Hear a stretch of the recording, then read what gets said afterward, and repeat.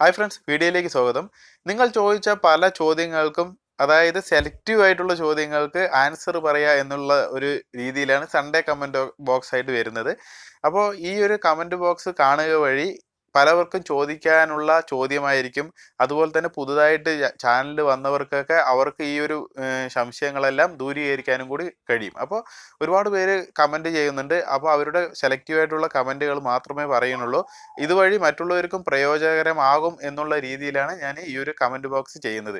അപ്പോൾ ആദ്യത്തെ ചോദ്യം നമുക്ക് നോക്കാം. ആദ്യം ചോദിച്ചത് എന്തെന്ന് വെച്ചാൽ, ഒരു വ്യക്തി ചോദിച്ചിരിക്കും, ചാനലിൽ വീഡിയോ ചെയ്യുമ്പോൾ സൗണ്ട് ഇല്ലാതെ അതുപോലെ തന്നെ സംസാരിക്കാതെയും ഫേസ് കാണിക്കാതെയും വീഡിയോ അപ്ലോഡ് ചെയ്ത് കഴിഞ്ഞാൽ മോണിറ്റൈസ് ആവില്ലേ, അതുകൊണ്ട് എന്തെങ്കിലും പ്രശ്നമുണ്ടോ എന്നൊക്കെയാണ് പലവരുടെയും തെറ്റിദ്ധാരണയാണ്. പലവരും അവരെ തെറ്റിദ്ധരിപ്പിച്ചിട്ടുമുണ്ട്. അങ്ങനെയൊന്നും ആവില്ല, നിങ്ങൾക്ക് മോണിറ്റൈസ് കിട്ടില്ല, അത് നിങ്ങൾ ചെയ്യുന്ന പണി വെറുതെയാണ്, അങ്ങനെയുള്ള ഒരു ഡീമോട്ടിവേഷൻ ആയിട്ട് കൊടുക്കുന്ന ഒരുപാട് പേരുടെ യൂട്യൂബ് ചാനലിൽ കാണാൻ കഴിയും.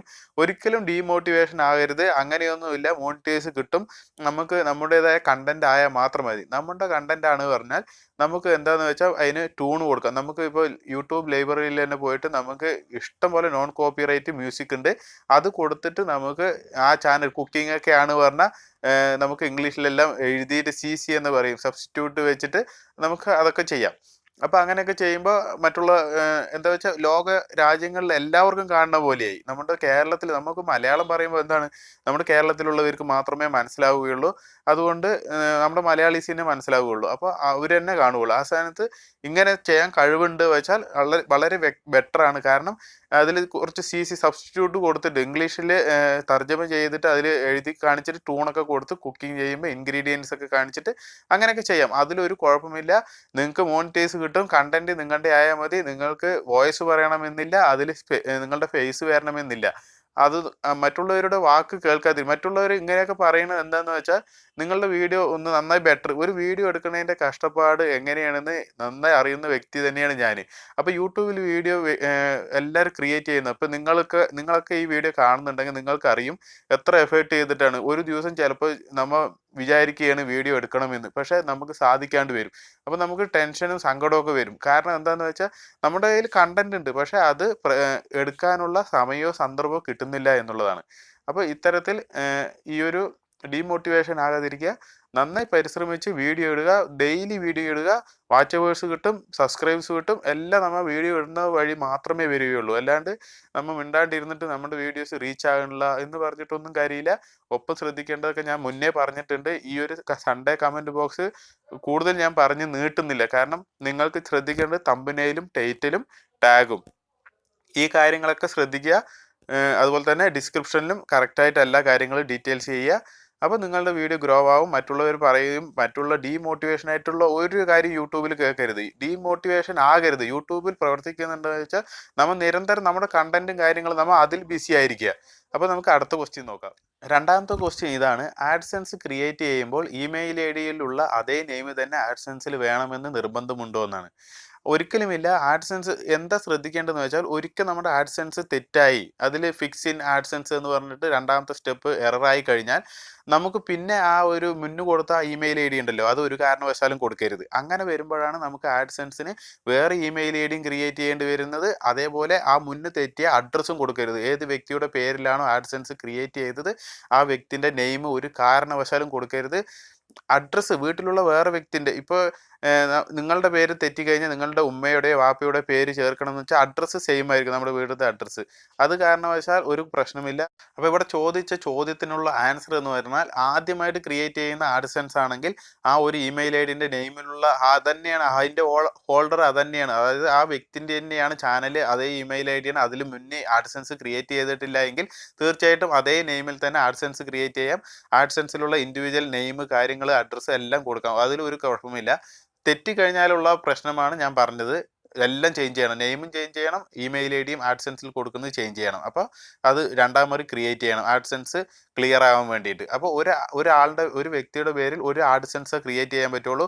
ഒരു കാരണവശാലും ആഡ്സെൻസിൽ മുന്നേ അഡ്രസ്സും മുന്നേ നെയിമും വെച്ച് രണ്ടാമത്തെ പാർട്ട്ണർ നെയിമും വെച്ചിട്ട് ഒരിക്കലും ചെയ്യാതിരിക്കുക. ഒരു നെയിമിൽ മാത്രമേ ആഡ്സെൻസ് വർക്ക് ചെയ്യുള്ളൂ.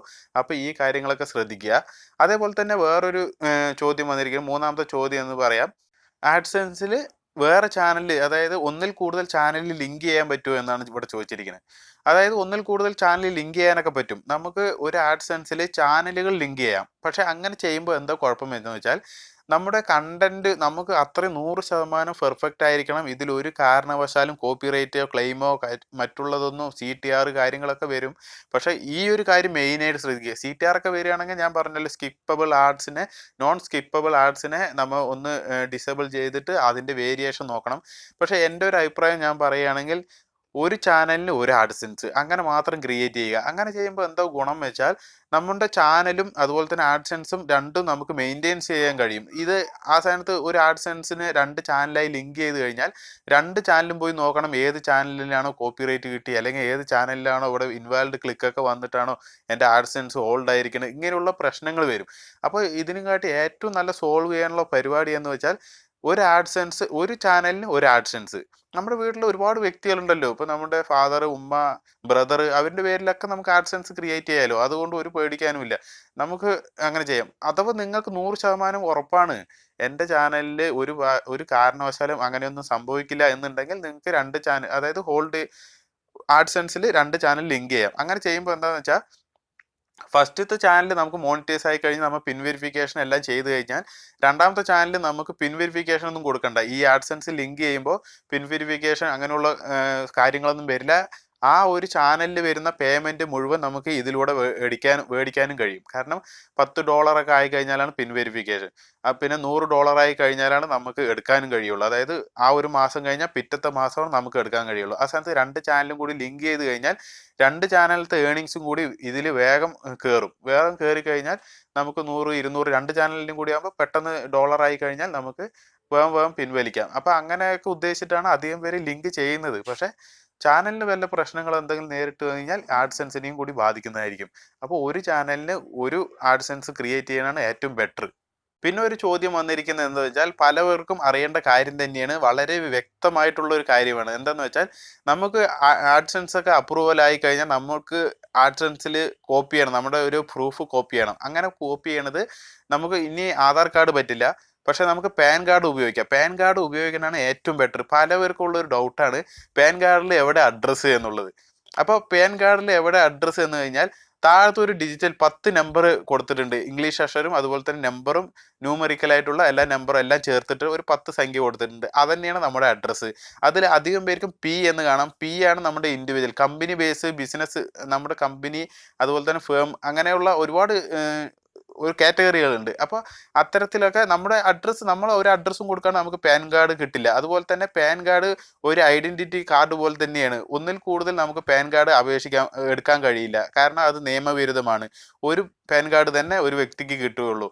അപ്പോൾ ഈ പാൻ കാർഡ് നമ്മുടെ നല്ലൊരു പ്രൂഫാണ്. നമുക്ക് സ്കാൻ ചെയ്ത് കൊടുക്കാൻ പറ്റിയ ഒരു പ്രൂഫും പാൻ കാർഡാണ്. കാരണം പെട്ടെന്ന് മോണിറ്റൈസ് ആവാനും അതുവഴി സാധിക്കുമെന്നുള്ളതാണ് പാൻ കാർഡ് വഴി. അതിൽ ഫോട്ടോസ് ഉണ്ട്, എല്ലാ കാര്യങ്ങളും ഉണ്ട്. അതന്നെയാണ് നമ്മുടെ അഡ്രസ്സ്. പലവർക്കുമുള്ള ഡൗട്ടാണ് അതിൽ അഡ്രസ്സ് ഇല്ലല്ലോ എന്നുള്ളത്. ഈ നമ്പർ തന്നെയാണ് നമ്മുടെ ഏറ്റവും അഡ്രസ്സിൻ്റെ എല്ലാ കാര്യങ്ങളും.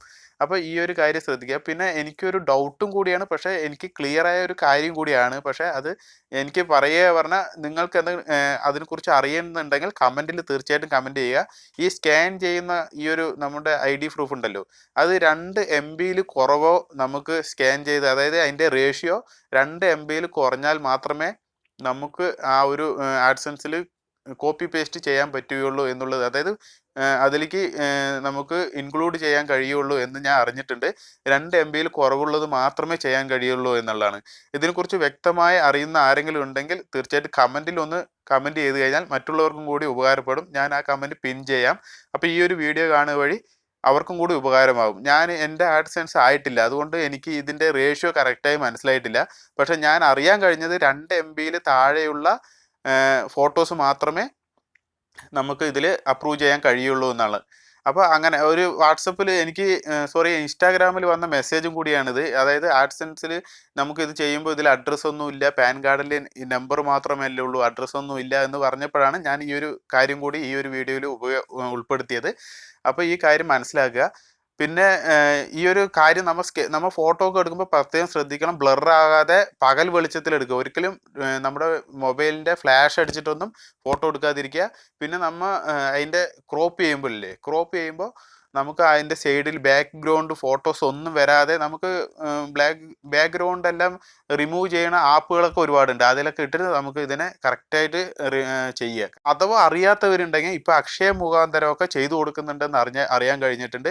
അതായത് നമുക്ക് അക്ഷയയിൽ പോയി കഴിഞ്ഞാൽ തന്നെ ഇത്ര സൈസാണ് വേണ്ടത്, 2 MB കുറവ് പറ്റുകയുള്ളൂ, അവിടെ അതിൽ അപ്രൂവ് ആവുകയുള്ളൂ എന്നൊക്കെ ഉണ്ട് പറഞ്ഞാൽ അവർ തന്നെ ചെയ്തു തരും. അക്ഷയയിൽ പോയി കഴിഞ്ഞാലും റിസ്ക് എടുക്കാണ്ട് നമുക്കിപ്പോൾ ക്യാഷ് കിട്ടുന്ന കാര്യമല്ലേ, നമ്മൾ ഇത്രയും പരിശ്രമിച്ചിട്ട് ഒരുപാട് ഇങ്ങനെയുള്ള പണം ഇടപാടൊക്കെ ആവുന്ന സമയം വരെ നമ്മൾ വെയിറ്റ് ചെയ്തിട്ട് ഇങ്ങനെയുള്ള കാര്യങ്ങളൊക്കെ ശ്രദ്ധിക്കാണ്ടിരുന്നാൽ വളരെ നഷ്ടമാണ്. അപ്പോൾ വീഡിയോ നമ്മൾ ക്രിയേറ്റ് ചെയ്തിട്ട് വേഗം അപ്ലോഡ് ചെയ്ത് പെട്ടെന്ന് വാച്ചവേഴ്സും കാര്യങ്ങളാക്കുക. നമ്മുടെ സബ്സ്ക്രൈബേഴ്സിനെ എന്നും നിലനിർത്താൻ ഇടയ്ക്ക് ലൈവ് സ്ട്രീം കാര്യങ്ങളെല്ലാം വന്ന് അവരോട് സംസാരിക്കുക. പിന്നെ ലൈവ് സ്ട്രീം ചെയ്യുമ്പോൾ ഒരു കാര്യം ഈ വീഡിയോയിലൂടെ പറയുകയാണ്, ഒരുപാട് മണിക്കൂർ സംസാരിക്കാതിരിക്കുക. കാരണം എന്താണെന്ന് വെച്ചാൽ ഈ ലൈവ് സ്ട്രീം ചെയ്യുമ്പോൾ നമുക്ക് അപ്പോൾ കുറച്ച് വാച്ചവേഴ്സ് കിട്ടും എന്നുള്ള കാര്യം ശരി തന്നെയാണ്. പക്ഷേ ഈ ഒരു ലൈവ് സ്ട്രീം പിന്നീട് ആ വ്യക്തി കാണുന്നതായിരിക്കില്ല. നമുക്ക് ഒരുപാട് ഇപ്പോൾ ഞാൻ എൻ്റെ സബ്സ്ക്രൈബേഴ്സ് തന്നെ പലവരും ഒരുപാട് ലൈവ് സ്ട്രീം വന്നുകൊണ്ടേയിരിക്കും ഡെയിലി. ഹായ് കൂട്ടുകാരെ, ഹായ് വരൂ, ആരെങ്കിലും ഉണ്ടോ സംസാരിക്കാൻ വരും. അങ്ങനെ വരുമ്പോൾ അപ്പോൾ വരുന്ന 3-4 പേര് 10 പേരൊക്കെ ഉണ്ടാകുമായിരിക്കും. പക്ഷേ പിന്നീട് ആ വീഡിയോ അവരുടെ റീച്ചേ ആകില്ല. കാരണം എന്താണെന്ന് വെച്ചാൽ ലൈവ് സ്ട്രീം വീഡിയോ ഒന്നും പിന്നെ ആരും കാണില്ല. ഇപ്പം ഞാൻ അധികം ലൈവ് സ്ട്രീം വരാറില്ല, അതെൻ്റെ ലൈവ് സ്ട്രീം ഓൺ ആയിട്ടുമില്ല.